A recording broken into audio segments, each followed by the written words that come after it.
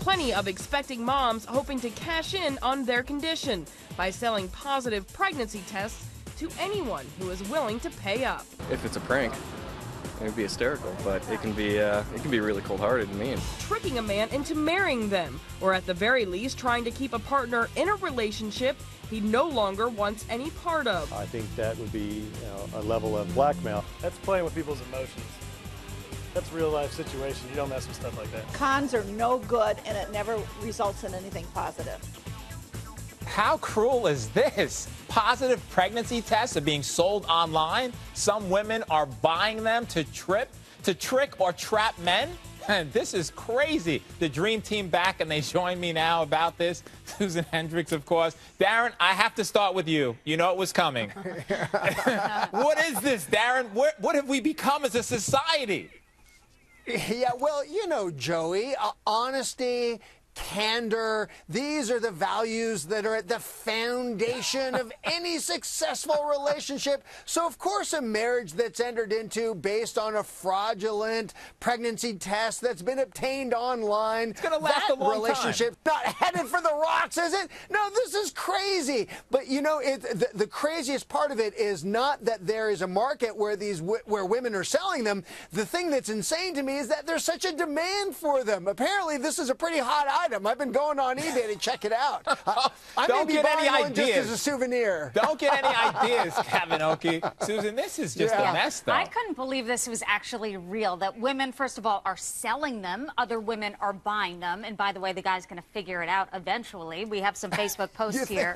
It says, if you start a relationship, this is from Tremont, offline, that's exactly what the whole relationship will be based on. Also, just because she said she's pregnant doesn't mean their partner will stay with them. And Lynn says, no law, all is fair in love and war. Lynn says, why not? What? And finally, William says, any man who falls for this is an idiot. Any woman who does this is simply pathetic and deserves to be with the idiot who fell for it. Look, the guy who falls for this, how would he ever suspect that this could possibly happen? Especially when, as Darren says, the relationship is founded on trust and love and honesty. Don't you want to be with the guy who wants to be with you? You do. So, Seema, should we be going to court to get an injunction against these things so that these online pregnancy tests are a thing of the past? Not just yet. And actually, I have to say, I was interviewed about this issue a few months ago. So it's been going on. It's getting to be a hotter topic. And here is why.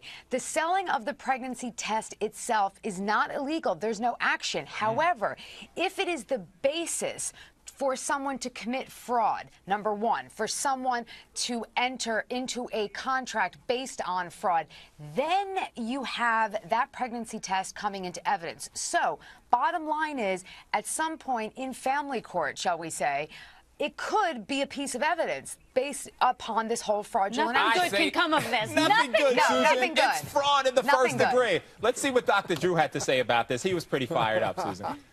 I want to show you some of the ads on Craigslist right now. Here they are. Put them up. In Texas, $20. I don't want to know why you want or need it, but if you do, I will make it happen.